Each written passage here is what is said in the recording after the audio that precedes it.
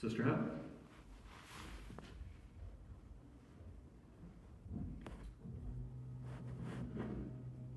So those things were weird to go together, huh? So before I start, I never like it whenever a speaker gets up and assumes that everyone in the room feels the same way they do. So I want to ask if there's anyone in this room who feels that CTA is a force for good. Okay, I didn't think so. If you did think so, I would have disabused you of that notion. I have spent 10 years preparing for this. About 10 years ago, something happened in my district that caused me to go to the union leadership. And I had not done so before then. And I had, in fact, my only experience with the union was sending nasty emails demanding my money back because I did not agree with their politics. And I asked our union leader the question that I get asked all the time. Can I just be a member of the local? Do I have to pay CTA dues? And people ask me that question all the time, and unfortunately the answer is you can't have one without the other. And I do believe the local does a lot of good things. I've helped a lot of teachers with maternity leave, with involuntary transfers, with payroll problems, and you can't have one without the other. So when I got involved, I did so to change that in my district. I couldn't officially change it, so I decided to unofficially change it. So as the president in Loomis, all of the emails come to me. All of CTA requests for action come to me. All of it comes through me. And I said to the teachers in Loomis, I can send you all these things, I can forward them to you, but they're available on the CTA website, and if you would just like me to handle it, I will. And of course they said, oh, please just handle it. So I am able to have a local that doesn't have CTA involved, and it's wonderful. And we get along great, and we do lots of good things together. And we protect our kids from the things that force is trying to promote. We just don't bring it in. We don't base our decisions on what they want us to base our decisions on. I don't have a lot of time, so I want to really flip the script on what you may think your position is on your sites as far as the union is concerned. Let's just take a current issue, and let's say a teacher is teaching a book that is highly inappropriate. But as teachers, we know we fall in love with our material, and we feel very strongly when we're using this material that is the best material we can find to teach what we want to teach. So parents come in and they say very angrily, this is not okay, don't teach this to my child, and they want action, they demand action. Where does this teacher go? You know where they go. They go to their union rep and they say, protect me. This is not right. I'm doing what I believe is right in my classroom. Go protect me. And I've been through every CTA training. I know exactly what happens next. That site rep goes to the union president and says, what do I do? I need to protect this teacher. Parents are yelling at them. Crazy people are coming at them. How do I protect them? And the president goes to the UniServe rep, who is the district area rep, and says, get me help. We need this teacher. And so the UniServe calls local area presidents and says, send help. And then they show up in droves, they tell their friends, and they go to board meetings. And I will tell you, I don't have time to mess around. I'm just going to tell you what it is. CTA trainings literally say you have to make people angry to get action. Call them names, gaslight, do whatever you have to do to get them angry, and then you will have a force to work with. So obviously I don't bring that into Loomis. When all of this is happening, parents can't be effective. They can't be effective when they're being gaslit. It's just not possible. All the lies are flying around. How do you combat something that isn't true and isn't real? So here's let me give you an alternate example. A teacher is teaching a book that is highly inappropriate. The parents come and demand that this not be taught and that their children not be put in this classroom. So the teacher goes to the union rep, who is a faith-centered, value-based, family-centered union rep. And the union rep says, that must be horrible. And they're genuine. That must be horrible. I'm sorry this is happening to you. Would you like some water? Let's sit down and talk about it. Tell me what you're teaching and tell me why you love it. Tell me why it's the only thing you can teach that can convey these principles.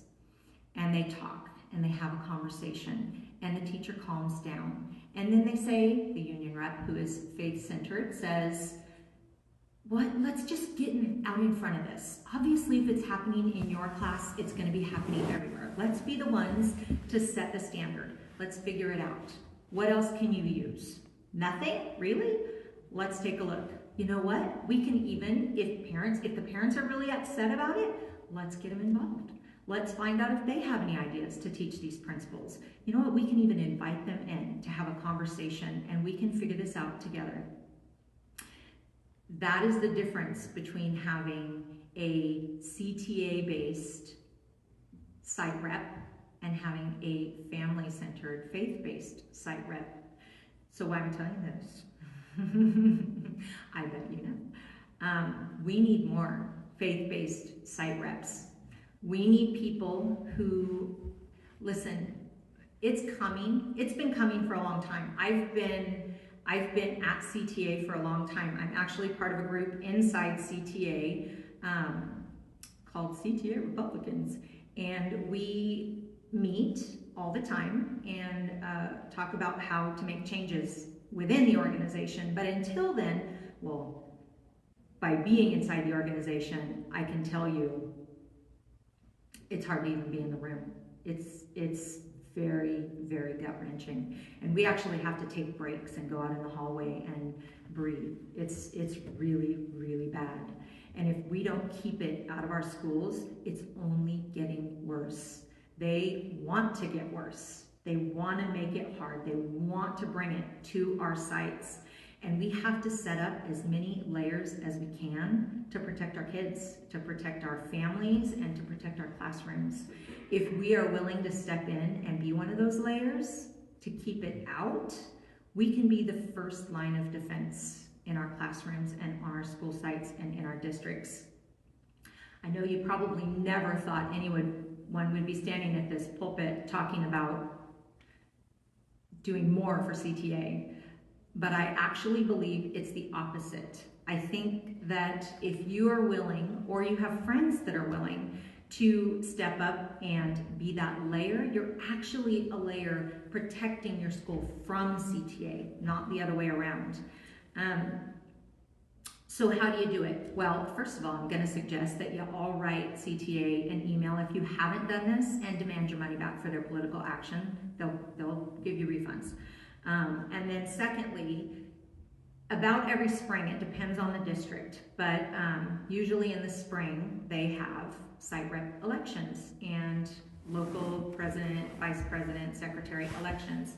And if you go in there and you put your name in there, I guarantee you there's not a lot of competition for those jobs, but they are really important jobs that you can do for families and for kids. I know that sounds opposite of what you think when you think of CTA, but you can block them. I always see myself as like I'm standing in the way of CTA in my district. I'm not serving CTA, I'm serving my families and my kids.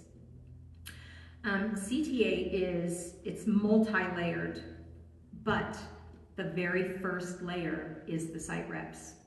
And you can stop things right at that layer and they never have to go any farther.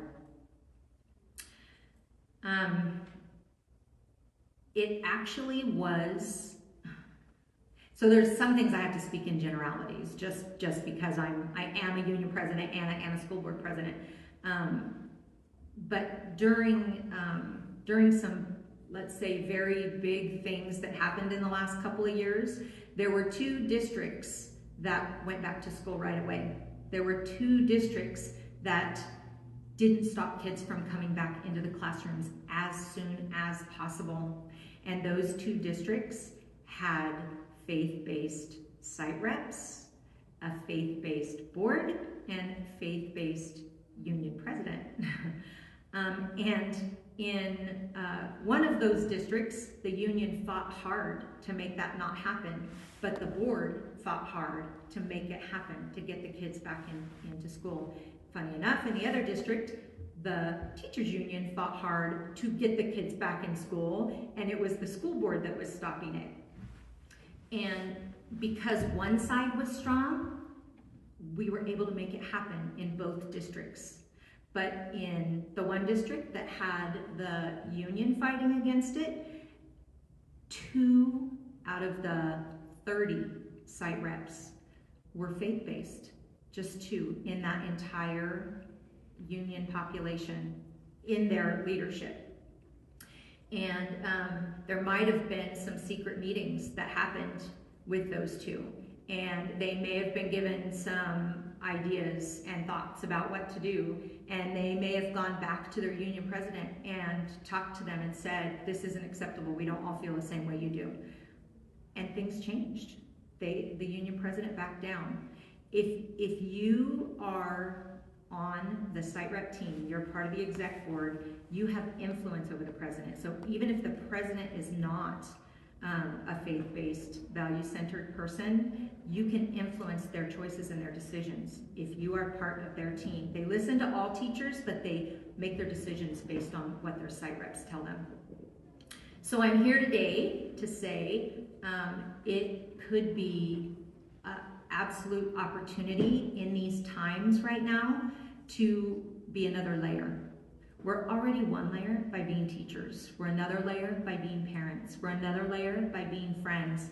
This is a very influential layer that we can stack with people who want what's best for families and children, and not people who are pushing the CTA agenda, which will make your stomach turn. It is not good. And that's all I'm going to say.